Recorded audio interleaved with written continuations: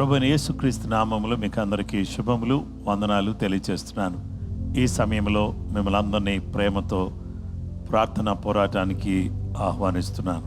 సర్వశక్తి కలిగినటువంటి దేవుడు మనకు అనుగ్రహించిన ఈ శ్రేష్టమైన కృపను బట్టి నేను ఆయనకు కృతజ్ఞతలు తెలియజేస్తున్నాను. ఈ సమయంలో దేవుని ఆరాధించి ఆయన గొప్ప చేయటానికి ముందు చిన్న ప్రార్థన చేసుకుందాం. సర్వకృపానిధి నీకు స్తోత్రం. మీరు ఇచ్చిన నూతన దినాన్ని బట్టి నీకు వందనాలు. ఈరోజు నిన్ను ఆరాధించే చక్కటి భాగ్యం, నీ వాక్యం ధ్యానించే అవకాశం, నీ సన్నిధిలో నీతో మాట్లాడుకునే భాగ్యం మీరు మాకు ఇచ్చినందుకు నీకు స్తోత్రం. మాతో మీరు ఉండండి, మీ కృప మాకు దయచేయండి. యేసుక్రీస్తు ఘనమైన పరిశుద్ధ నామములో ప్రార్థించి వేడుకొనుచున్నాము తండ్రి, ఆమేన్.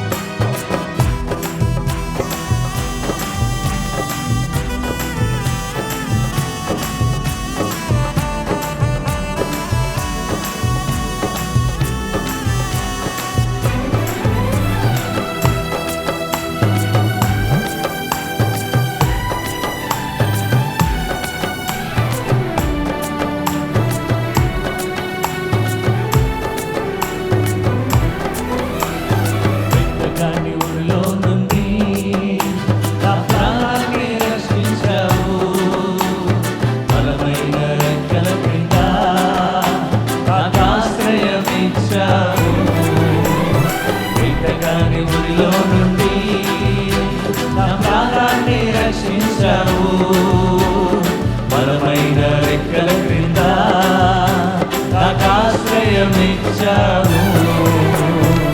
లేనే లేదయ్యా వేరే ఆధారం, నా దుర్గమా నా శైలమా.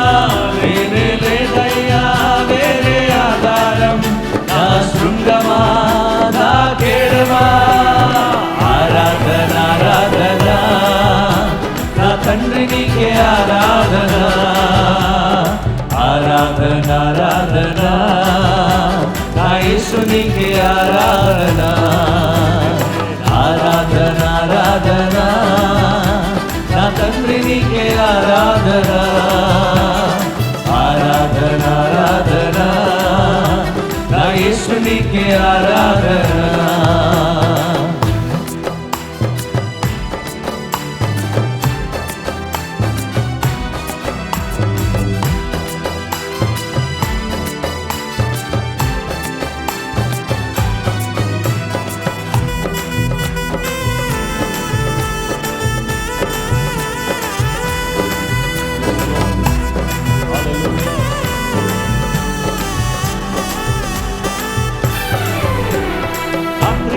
భయముకైనను పగటి వేళ బాణమైనను, రాత్రి వేళ భయముకైనను పగటి వేళ బాణమైనను.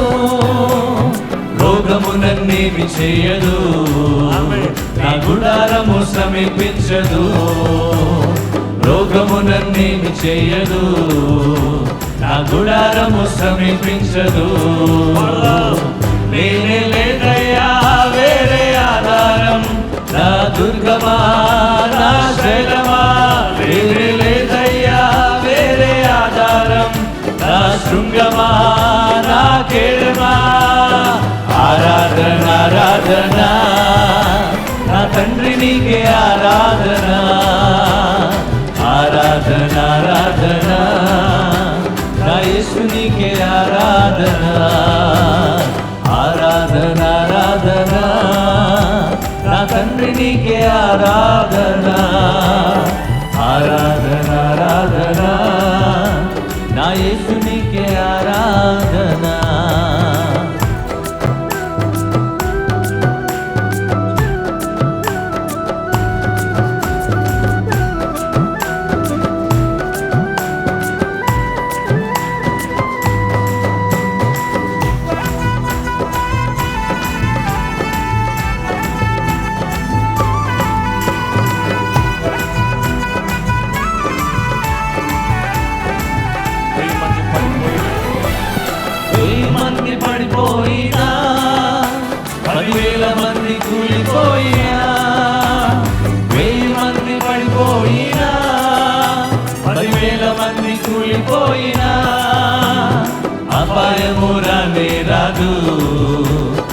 గుడారము సమీపించదు, అపాయము రానే రాదు, నా గుడారము సమీపించదు.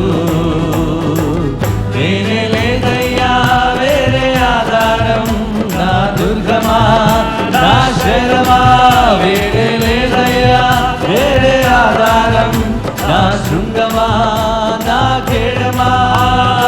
ఆరాధన ఆరాధన నా తండ్రి నీకే ఆరాధన, ఆరాధన ఆరాధన నా యేసు నీకే ఆరాధన, ఆరాధన ఆరాధన నా తండ్రి నీకే ఆరాధన, ఆరాధన ఆరాధన నా యేసు నీకే ఆరాధన.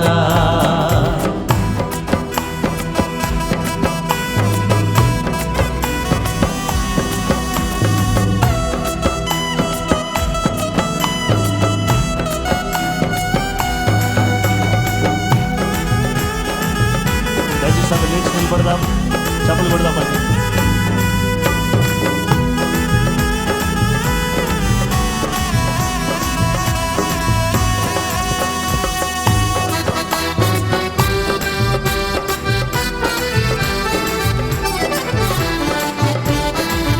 మానవులను కాపాడుటకు దూతలను ఏర్పరిచారు. మానవులను కాపాడుటకు నీ దూతలను ఏర్పరచావు, మానవులను కాపాడుటకు నీ దూతలను ఏర్పరచావు.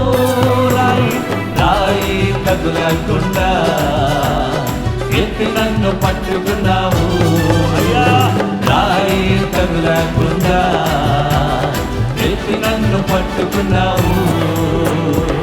నేనే లేదయ్యా వేరే ఆధారం, నా దుర్గమా నా శైలమా, లేనే లేదయ్యా వేరే ఆధారం, నా శృంగమా నా కేడమా.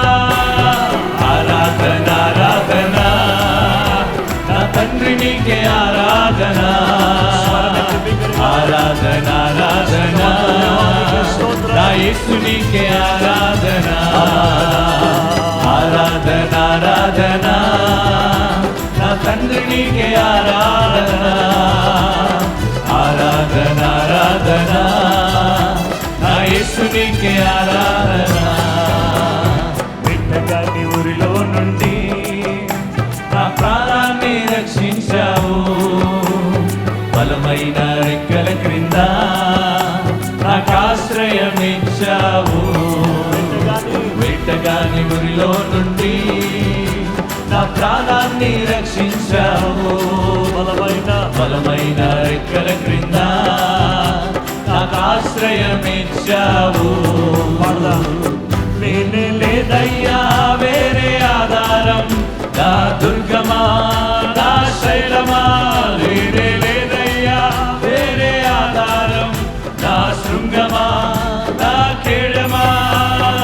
ఆరాధన ఆరాధన నా తండ్రి నీకే ఆరాధన, ఆరాధన ఆరాధన నా యేసు నీకే ఆరాధన, ఆరాధన ఆరాధన నా తండ్రి నీకే ఆరాధన, ఆరాధన ఆరాధన నా యేసు నీకే ఆరాధన.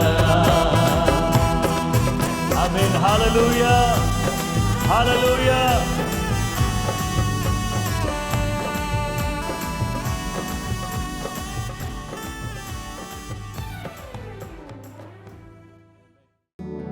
నిన్నే ప్రేమింతును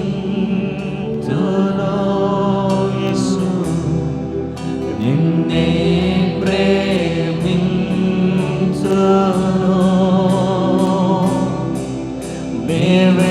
మేవెనుదిరుగా నీ సన్నిధిలో మోకరించి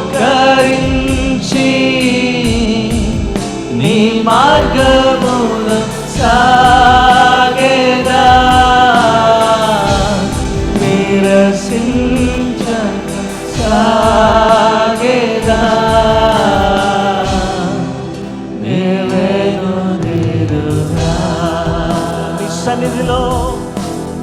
సన్నిధిలో మోకరించి నీ మార్గములో సాగేదా నిరసించక సాగేదా నీవెను నీరుగా నీ ప్రేమ నీ శక్తి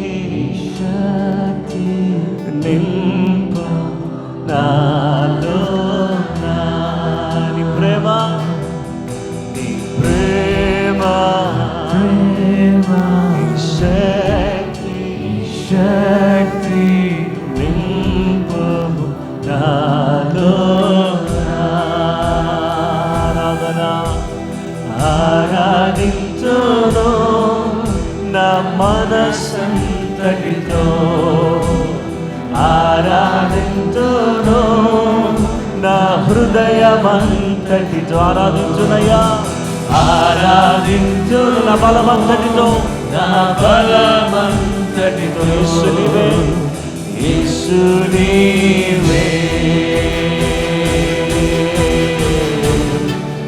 నా ప్రభు నీవే యేసు యేసు నీవే నా ప్రభు నీవే నీ ప్రేమ శక్తి సంగమంతయా నింపు నాలో నీ ప్రేమ ప్రేమయా శక్తి నింపు నాలో హృదయపూర్వకంగా దేవా ఆరాధించును ఆరాధించును నా మనస్సంతటితో దేవా దేవా దేవా ఆరాధించును నా హృదయమంతటితో ఆరాధించును నా బలమంతటితో యేసు నీవే యేసు నీవే నా ప్రభు నీవే యేసు యేసు నీవే నా ప్రభు మరోసారి యేసయ్యా యేసు యేసు నీవే నా ప్రభు నీవే విమర్శిగా యేసు నీవే నా ప్రభు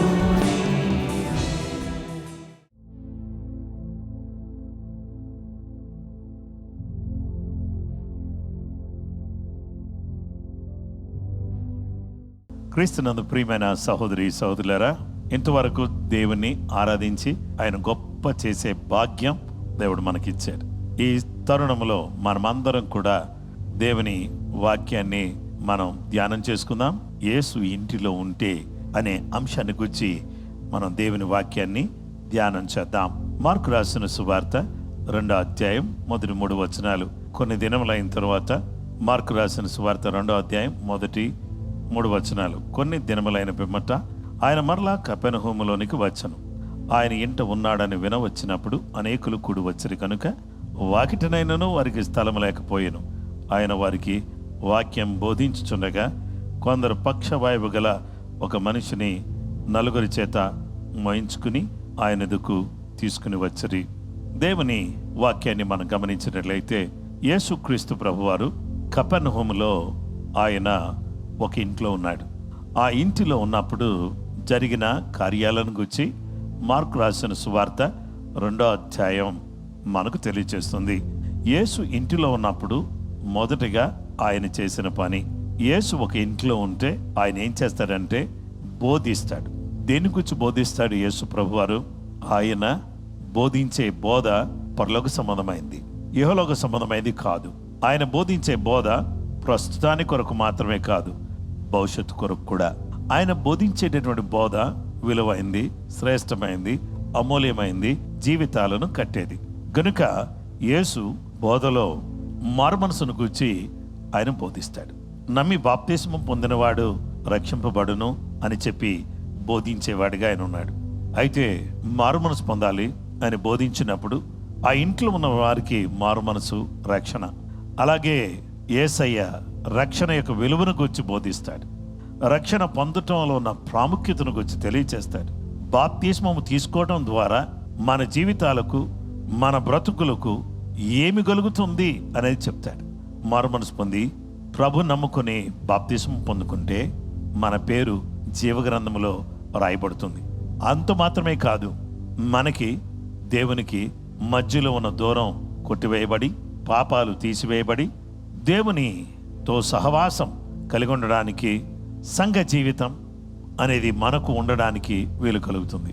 దేవుని బిడ్డలారా, అపొస్తలుల బోధ యందును, సహవాసమందును, రొట్టె విరిచడి యందును, ప్రార్థన చేటి యందును ఎడతెగక ఉండేటట్టుగా ఆయన బోధ మన జీవితాలను కడుతుంది, మన కుటుంబాలను కడుతుంది, మన జీవితాలను బాగు చేస్తుంది. ఇక రెండవది, యేసు ప్రభువారు ఇంటిలో ఉంటే ఆయన క్షమిస్తాడు. ఆ ఇంటి కప్పు సందు చేసి 4 వ్యక్తులు పక్షవాయువు కలిగినటువంటి వాణ్ణి యేసు ఉన్న స్థలంలోకి దింపారు. దింపినప్పుడు యేసు వారి విశ్వాసమును చూచి, కుమారుడా, నీ పాపములు క్షమింపబడి ఉన్నవి. రోగగ్రస్తుడు రోగం తీసివేయటం కోసం తీసుకొస్తే యేసయ్య అంటున్నాడు, రోగానికి కారణమైన పాపాన్ని క్షమించి తన యొక్క రోగాన్ని రూపుమాపేటటువంటి దేవుడుగా ఆయన ఉన్నాడు. యేసు బోధించడం మాత్రం కాదు, యేసు క్షమిస్తాడు, పాపములను క్షమిస్తాడు. క్షమించుటకు అధికారం కలిగిన వాడు, క్షమించుటకు సిద్ధ మనసు కలిగిన వాడు ఆయన ఇంట్లో ఉంటే గొప్ప కార్యాలు, అద్భుతమైన కార్యాలు జరగడంతో పాటు మొదటగా మనల్ని క్షమిస్తాడు. ఇక మూడవది, ఆయన ఇంట్లో ఉంటే స్వస్థపరుస్తాడు. దేవుని వాక్యాన్ని మనం గమనించినట్లయితే ప్రతి బలహీనతను స్వస్థపరుస్తాడు, ప్రతి రోగమును స్వస్థపరుస్తాడు. తక్షణమే వాడు లేచి పరిపెత్తుకుని వారందరి ఎదుట నడిచిపోయిన గనుక వారందరూ విభ్రాంతి నొంది, మనం ఇలాంటి కార్యమని ఎన్నడూనూ చూడలేదని చెప్పుకొనుచు దేవుని మహిమపరచరు. అవును, దేవుడు నీవు లేచి నీ పరుపెత్తుకుని నడువు అని చెప్పినప్పుడు వెంటనే వాడు పరుపెత్తుకుని నడిచాడు. అతనికి గొప్ప విడుదల దేవుడు దయచేశారు. అవును, నిజమే. ఈరోజు యేసు ఇంటిలో ఉంటే మనకు బోధిస్తాడు, క్షమిస్తాడు, స్వస్థపరుస్తాడు. ఆయన పరలోక రాజ్యాన్ని గురించి బోధిస్తాడు.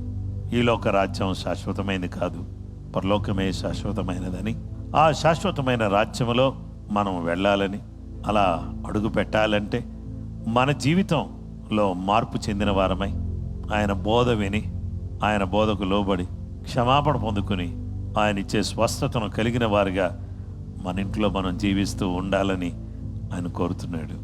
దేవుని బిడ్డలారా, అవును, ఆ శక్తి కలిగిన దేవుడు మనకు తన కృప అనుగ్రహించాలని నేను కోరుతున్నాను. యేసయ్య మన ఇంట్లోనే ఉండాలి, యేసు మనలోనే ఉండాలి, మన బ్రతుకులో ఉండాలి. బోధించేవాడు మన ఇంట్లో ఉండాలి, క్షమించేవాడు మన ఇంట్లోనే ఉండాలి, స్వస్థపరిచేవాడు యెహోవా రాఫా, నేను స్వస్థపరిచే యెహోవా నేనే, గాయము చేయవాడు నేనే, గాయము కట్టువాడు నేనే అన్న దేవుడు చర్చిలో ఉండటం మాత్రం కాదు, చర్చ్ అనే బిల్డింగ్లో ఉండే దేవుడు కాదు. చర్చ్ అనే నీలో ఉంటాడు, బోధించేవాడిగా ఉంటాడు, క్షమించేవాడిగా ఉంటాడు, స్వస్థపరిచేవాడిగా ఉంటాడు. అలా చేయటం ద్వారా ఆయన నామానికి మహిమ తెచ్చుకునేవాడిగా ఆయన మన ఇంట్లో ఉండాలని ఆయన కోరుకుంటున్నాడు. ఆ విధంగా మన జీవితంలో ఆ ప్రభు ఉండాలని, మన ఇంట్లో ఉండాలని, ఆయన ఉంటే కలిగే అద్భుతమైనటువంటి ఆశీర్వాదాలు మనం పొందాలని దేవుడు తన వాక్యం ద్వారా మనతో మాట్లాడుతున్నాడు. యేసయ్య మా ఇంట్లో ఉండు నాయన, మా ఒంటిలో ఉండు నాయన, మా గుండెలో ఉండు నాయన, మా హృదయంలో ఉండు నాయన, మా మనస్సులో ఉండు నాయన అని చెప్పగలిగితే దేవుని బిడ్డలారా, ఆయన ఉంటే బోధిస్తాడు, క్షమిస్తాడు, రక్షిస్తాడు, స్వస్థపరుస్తాడు. ఆయన నామానికి మహిమ తెచ్చుకుంటాడు. పరలోక రాజ్యానికి నిన్ను నన్ను చేరుస్తాడు. ఆ దిశలో దేవుడు మనకు సహాయం చేయాలని నేను కోరుతున్నాను. ప్రార్థన చేసుకుందామా? తల్లుల వంచి కళ్ళు మూసుకుందాం, ప్రార్థన చేద్దాం.